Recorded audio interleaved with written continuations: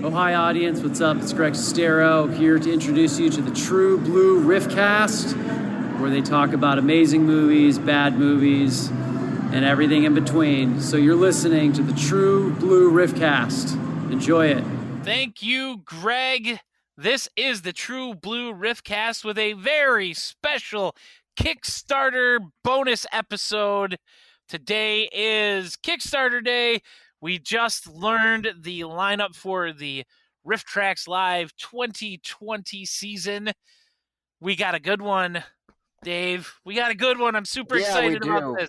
Super duper. But shouldn't we tell everybody who you are and who I am first before we do that? I'm Jeremy, and I'm joined, of course, as always, by... Hey, everybody, I'm Dave. And while we were talking, see, the Kickstarter itself has been live. It's 1:30 p.m. Mountain Time, which is where I am. So it's probably like... It's 3:30, yes. And Kickstarter... it keeps going up. Well, it just went down. Looks like... Oh, no, there it goes again. So right now, just as we're speaking, it's been live for about 30 minutes. Yep. And we're already at $71,000. We're over $71,000, and it just keeps going up and up and up. And the goal is $225,000. So it looks like we're way more than a quarter of a way there.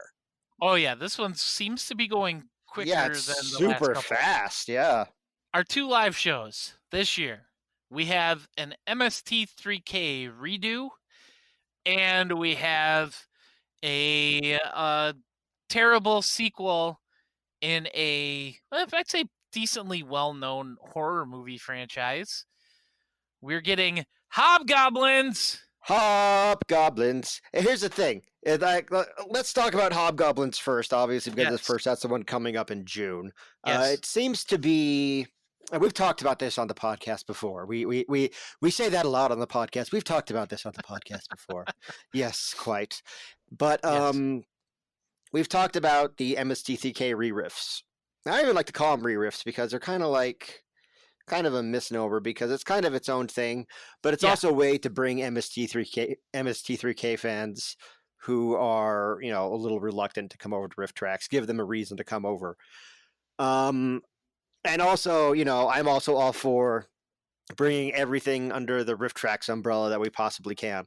Right. And every time because we've talked about this a few times, and Hobgoblins is always among our very top, if not on the top, of MST3K live shows, MST3K re-riffs in RiffTrax live shows that we would like to see. I'm so excited about Hobgoblins. Yeah, Dave. man, this is I think this is like a dream come true for the both of us, and probably for a lot of, of course, there's always going to be those fans out there who's being like, oh, I'm tired of the re-riffs, blah, blah, blah. Look, it doesn't matter, okay? This is going to be awesome, okay? Yeah. They can do something once, they can revisit something once every 30 years. Not even that long, once every 20 years. So when was Hobgoblins? Here, let me go to the Riff Wiki and see exactly when Hobgoblins was released. Hobgoblins was released on, it first aired, I should say, on June 27th, 1998. So it's been, by the time that live show is going to be, it looks like on June 11th. So it'll be almost pretty much we'll just go ahead and say it. It'll be 22 years apart. Yep. So if you were a baby on June 27th, 1998, then you'll be pretty much 22 years old when the re-riff happens. Yep. So, I mean, that's a pretty long period of time. And this is, I'm very excited for this one. What are your thoughts, Jeremy? I was super psyched to see this one announced. As Dave said, we've talked about Hobgoblins at least 2 times before on the podcast. It's come up. And I'm pretty sure when we were talking about Blood Theater, it came up. But this is one of my favorite riffs that they did in the MST stuff, and I'm super excited to see a brand new take on it and get the whole film and to see Happy the Clown again. Right. Happy, yes, that's right. Happy the Clown from Star Games is the MC. Yeah. That is such a weird that is such a weird piece of trivia. It's a very weird Also, while we connection. were blabbing, we just went over. Hold on, we're almost at $76,000 right now. Woo! Oh, there. 75,953 is what is that right now? Oh, there it goes to 76,101. 76. Yep. It's crazy how quick this is going up. If you've never seen Hobgoblins before, it was basically Gremlins. Well, sort of. I mean, for the most part, it was basically like a Gremlins type thing, except it had, like telepathic. They I think they were telepathic. I'm not sure how they were doing this. It has to be some sort of telepathy or something like that. But they, made all these visions appear and made the people act all weird. Now, another thing to note, and I'm not sure if we mentioned it before, there is actually a sequel to this movie. Yeah, Hobgoblins 2, which I own on Amazon. I bought it in, I think, like 2009. Yeah. But I never watched it. Sorry, Rick, if you're listening. But he's got your money. He don't care. We will be linking to in the show notes if you haven't seen Hobgoblins. Welcome back from the edit. Yeah, welcome back from the edit, everybody. So as I was saying, we are going to put a link. If you haven't seen the original version of Hobgoblins, we would recommend that you do that. Go to rifftrax.com/MST3K-Hobgoblins, or just follow the link in the show notes. Yep. And looks like it's this is the OG, the one with Mike, Kevin, and Bill. Check that out. It's probably, I would say it's in all of my favorite MST3K episodes are in the sci-fi years. So I think this might be my favorite, honestly. In fact, I'm going to go ahead and plant my flag that Hobgoblins is definitely my number one. Nice. MST3K episode. And then probably after that, it's Time Chasers and then Final Sacrifice. And, a few others like Overdrawn at the Memory Bank. But Hobgoblins is like, yeah, it's a bad movie. But it's also incredibly fun. It's definitely not the worst movie ever made. Oh, no. It is what it is. And it's just, it has no pretensions. It doesn't try to be anything that it's not. The movie is very aware of what it is. And I think if you just, go into it like that, I think you can appreciate it more. But it does have quite a bit to make fun of it. In fact, Rick Stone himself was the one who submitted it to Mystery Science Theater 3000. We've got Hobgoblins. And our other movie, this one will be riffed live on October 21st, is Amityville 4, The Evil Escapes. Oh, I am so glad that they're bringing back the Halloween time riff. Me too. Because it's just like, because before, like the last one we had was in 2016. Wow, Halloween show they did. It was Carnival of Souls. Yeah, it's been 4 years. But and then in 2017 they didn't do one. And then in 2018 they just had two, like this year. Yep. And last year they didn't have one.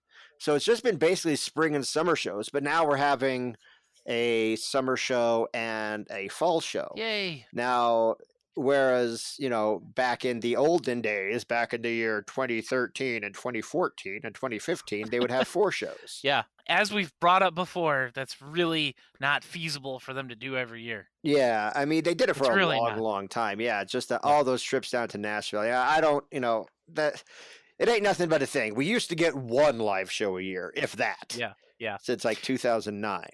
Here's the thing, and that's why I was vamping about the October shows, and I don't think we've had a December show since Santa and the Ice Cream Buddy. Yeah, that was the last one. I don't think that's happened. Yeah, that was the last one. That was in 2015. That was the last live one, because they did the special holiday rebroadcast thing. Yeah. But the reason I'm vamping, and I'm going to make a confession here, guys. I've never seen an Amityville horror movie.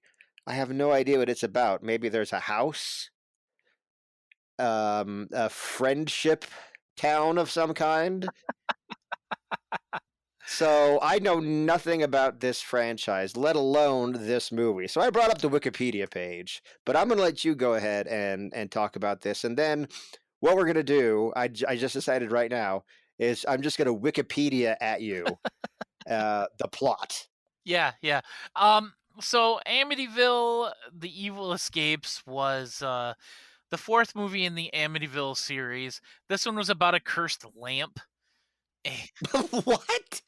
What kind of retro puppet master is that? It's a cursed lamp. Somebody buys the lamp and they bring it into their house in California, and it starts to take over one of the daughters. Haunted lamp. Oh my gosh. It was a made for TV movie that was on NBC back in 1989. So you know what the quality kind of has to be here. It goes from the first Amityville was a theatrical, like full on horror movie. Yeah, I do know that it's a huge success. Yeah. And then they get down to made for TV stuff before we got the remake of the first one a few years ago. But this one stars none other than Patty Duke. Yeah, what's the deal with that? Does she play her own cousin in this too? No. Unfortunately, no. Is her son the Hobbit? I didn't know that until a few minutes ago. Sean Astin, yeah. Sean Astin was Patty Duke's son. That's freaky. Update: the Kickstarter is now currently at $91,000.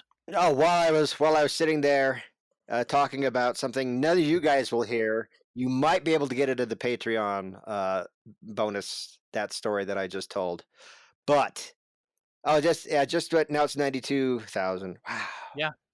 So we're already a good portion of the way funded. Like we're rapidly approaching halfway funded within the first hour of this thing being live.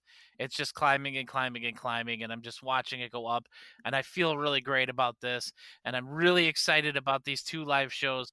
Just as long as Goodrich Theaters gets their crap together this year and doesn't screw me over again and everybody else in the area, because we want to watch our RiffTrax live, people.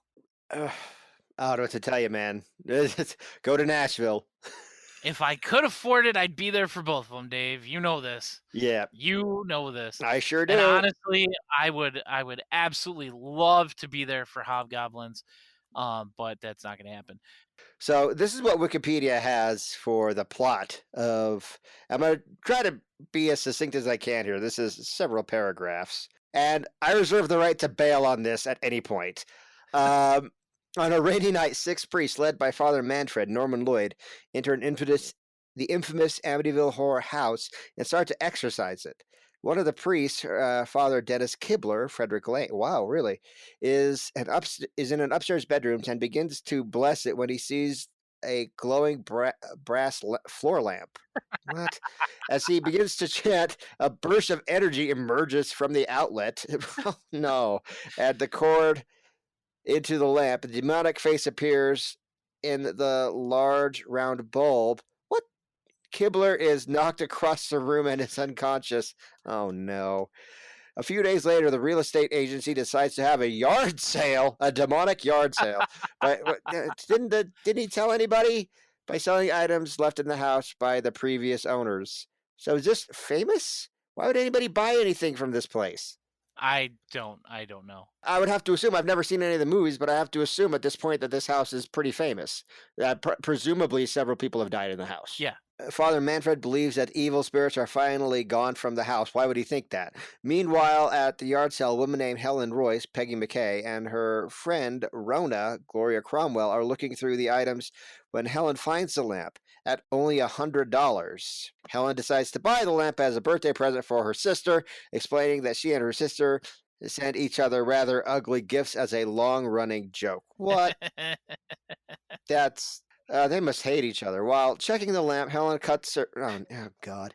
Helen cuts her finger on a brass collar around the bulb. Ignoring the cut on her finger, Helen buys the lamp. As days goes on, Helen's finger begins to get infected and discolored.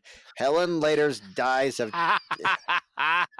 Oh, Yeah, okay, no that's it. more. Okay, And it only gets better from there, Yeah, guys.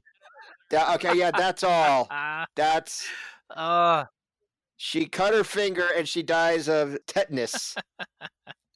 yeah, so that's what you have to look forward to, guys. And it's seriously, it only gets better from there. And that there's, I'm not gonna spoil it for anybody if you've never seen the movie.